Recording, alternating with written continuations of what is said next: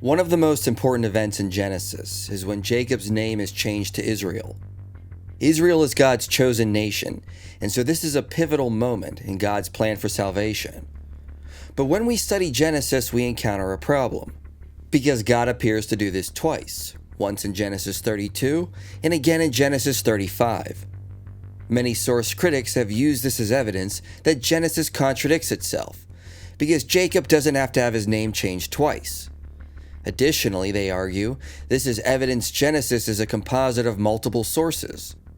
Originally, the first account was in what scholars call the E source, and the second was in what scholars call the P source. The two sources were originally different accounts of Israel's history, and later combined with the J source in Deuteronomy to form the Pentateuch. But there are numerous problems with this hypothesis, and when we look closer, we will see the second account actually presupposes the first, and they fit together nicely in a unified narrative called the Jacob cycle. There is no reason to assume this is evidence that Genesis is a composite of multiple sources.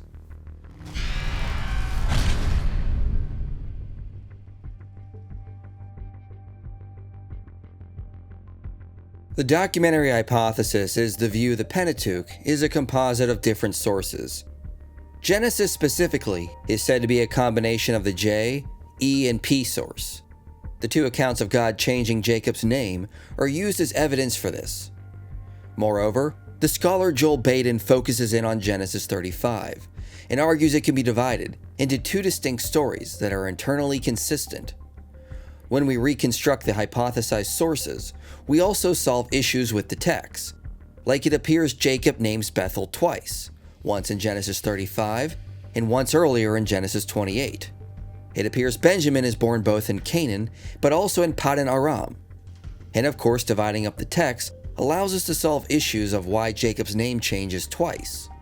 This often is used as a strong piece of evidence to support the documentary hypothesis.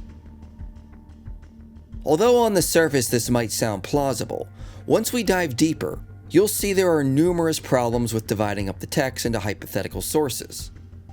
First, the issue is really overblown. There is nothing incoherent about God reiterating that Jacob's name is changed to Israel when God appears to him at Bethel.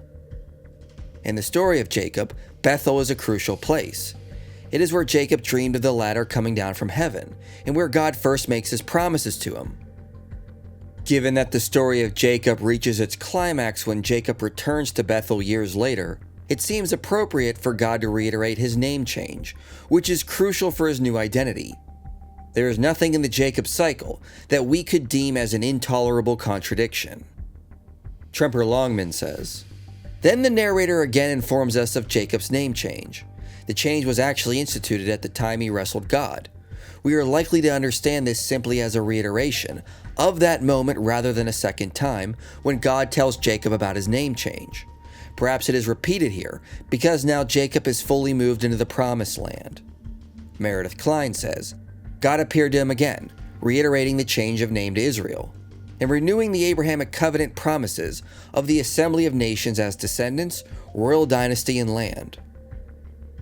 Given this is such a pivotal moment, it makes perfect sense for God to reiterate his blessings for Jacob, and that they are signified by the fact that God has given him a new identity.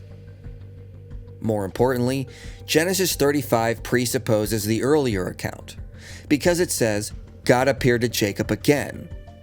The authors directly tell us this is not the first time God has appeared to Jacob. Commentators note this refers back to Genesis 28, when Jacob dreamed of the ladder coming down from heaven. But Kenneth Matthews adds, the language of appearing does not show up in that passage. It shows up in Genesis 32, when God wrestled with Jacob and changed his name. So Genesis 35, which is assigned to P, seems to be presupposing the narratives in chapters 28 and 32, which are both assigned to E. By the word again, the verse alludes to the first visit to Bethel, although in the prior narrative, the typical language appeared does not occur. Mention of his return from Paddan Aram contributes to the narrative's emphasis on fulfillment, and he blessed him recalls the naming of Israel when the stranger first blessed him. By this acknowledgement, the author links Jacob with his ancestors. This is appropriate for the reissuing of the name in verse 10. So the authors of Genesis 35 explicitly tell us that God has already appeared to Jacob, and this occurred in Genesis 28 and in 32, when he wrestled with Jacob and changed his name for the first time. Now Joel Baden is aware of this issue, and argues the word for again was added by a later redactor to make the accounts fit together. Moreover, source critics argue there's no reason for Jacob's name to change again. So Genesis 32 and 35 are unnecessary duplicates. It makes more sense to see these as two sources stitched together. But this is not necessarily true, and there is more evidence that both accounts are necessary for the full story. First, as noted, the second account can easily be understood as a reiteration. Given that this is the climax of Jacob's story, prior promises are expected to be reconfirmed, as it was with the Abraham cycle. Jacob has returned to Bethel and overcome all major obstacles in the story, and therefore has all divine promises reaffirmed, including the change of his name. More importantly, Gordon Wenham and Nahum Sarna point out that Genesis 35 lacks an explanation for why God has changed Jacob's name to Israel. The author assumes the reader is already aware of the prior account. There is no explanation of the change. That the new name is left unexplained confirms that the reader is supposed to know the previous story. This is not an independent account. Adding that the text says this is not the first time that God has appeared to Jacob, we can see the second account presupposes the first. Baden's argument that the word for again was added by a later redactor is ad hoc. Anytime the evidence for the documentary hypothesis is problematic, the difficulty is explained away by appealing to a later redactor. Genesis 35 as it stands presupposes the earlier account, and there is no evidence it was modified by a later redactor. The evidence thereby indicates it is not from a different source, but part of the unified narrative. Additionally, Gordon Wenham notes Genesis 35 contains numerous references to earlier parts of the Jacob story. It is clear that this chapter presupposes most, if not all, of the other Jacob stories contained in Genesis, and this is significant for the interpretation of the chapter. Even Baden has acknowledged this fact. But if this is the case, then it appears to be aware of numerous passages assigned to other sources, and so would be contingent on them, not a story from an entirely different source. Kenneth Matthews notes the naming event of Genesis 35 is not an unnecessary duplicate, because it has a different emphasis than the prior account that is actually necessary for the story. The first account's focus from chapter 32 is on the patriarchal transformation into the new man, from being the trickster Jacob into Israel, who wrestled with God and prevailed. In the latter account, the name Israel is connected to blessings and the future of Israel. The significance of the redundancy in verse 10 is to reinforce the message of the new name, but with a different emphasis. Here the context highlights the national and royal importance of the name, shown by the new character of the promises in verse 11, and the first formal listing of the 12 tribal descendants. Gordon Wenham says, "The short-term promises of protection and return to the land have already been fulfilled, so there is no point in repeating them.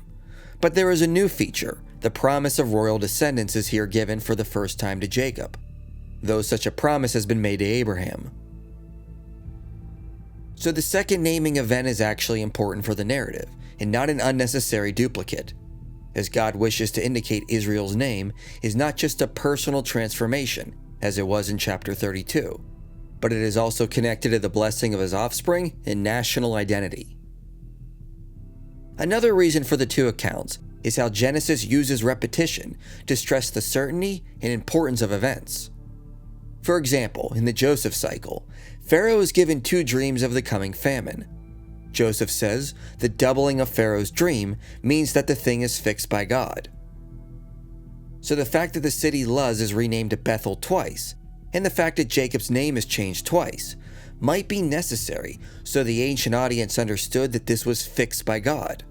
Wenham says, repetition is used in Genesis to stress the importance or certainty of events, e.g. the birth of Isaac and the paired dreams in the Joseph story. Here the narrative is emphasizing that the changed name of Bethel shows that God has revealed himself or spoken there.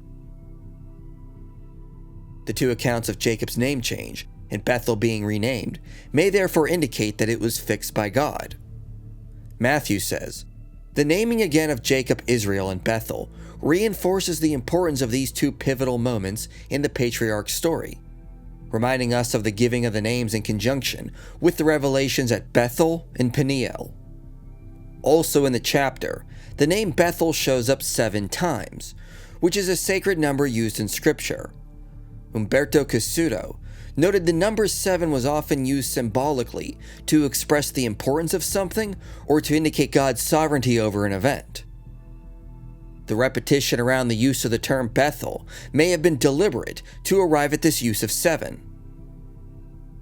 Another interesting aspect that shows Genesis 35 as a unified account is highlighted by Jan P. Fockelman. He notes Genesis 35 1-15 is really 2 sections that run parallel. Commentators have noted, it is odd that in the middle of the account, we see the authors tell us that Rebekah's nurse Deborah has died. It appears to be out of place and could have been left out altogether. But Fockelman notes the authors intentionally created 2 segments that run parallel. Both begin with God speaking to Jacob. The first then denounces the worship of other gods, and the second confirms the supremacy of the God of Israel. Then in both, Jacob establishes a sacred object. In the first, it's an altar, and in the second, a pillar. Then both end in the death of a woman, and their burials are associated with place names. This suggests the account is a unified whole, not 2 different sources stitched together as Baden suggested. Looking beyond chapter 35, Gordon Wenham and Kenneth Matthews note the account parallels the climax of the Abraham cycle.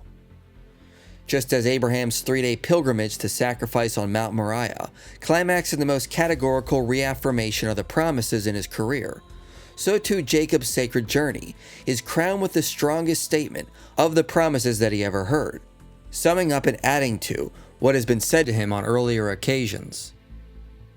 The promises and blessings made at the climax of the Abraham cycle also parallel the blessings made to Israel in Genesis 35. This suggests this is the work of a single author. Both accounts have God commanding the patriarch to go somewhere sacred and require him to build an altar, the naming of the place, God blessing him after a test, God declaring the multiplying of his offspring, and possessing land that is not theirs. The reiterating of Bethel's name change could have been repeated to indicate it was fixed by God, but also included to make it run more parallel to the climax of the Abraham cycle. In fact, Gary Rensburg and Gordon Wenham note the main body of Genesis consists of 3 main cycles about Abraham, Jacob, and Joseph, each beginning with a heading and closing with the description of a death and burial.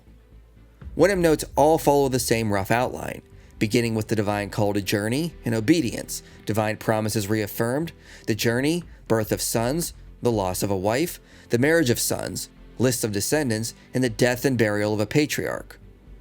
Rensburg adds that all 3 cycles make more sense as unified narratives, given they all form unique chiastic structures, with linking material. Both accounts of Jacob's name change are necessary elements in this chiasmus. It would be incredible if this structure came about merely from stitching together different sources. Rensburg and Wenham's work on Genesis indicate we're dealing with a unified narrative, not a patchwork of multiple sources. Finally, given all this, there is no reason to assume Genesis 35 contradicts itself on where Benjamin was born. Since 11 of Jacob's sons were born in Paddan Aram, it is not unusual to summarize in this way. As Matthew says, "Who were born to him in Paddan Aram is not meant to be exact, since Benjamin obviously in this narrative was born in Canaan." Nahum Sarna says, "The reader is expected tacitly to exclude Benjamin, who was not born there." Thus, given the evidence from multiple approaches, there is no reason to assume the 2 accounts of Jacob's name change are evidence that Genesis is a patchwork of different sources. As I said earlier, on the surface the documentary hypothesis sounds plausible, but when we dive deeper and start to see the connections between the passages in question and the theological reasons for including repetition or reiteration, there is no reason to continue thinking the hypothesis is plausible. It makes more sense to see the bulk of Genesis as a unified narrative composed by a single author, not a patchwork of different sources a later redactor stitched together.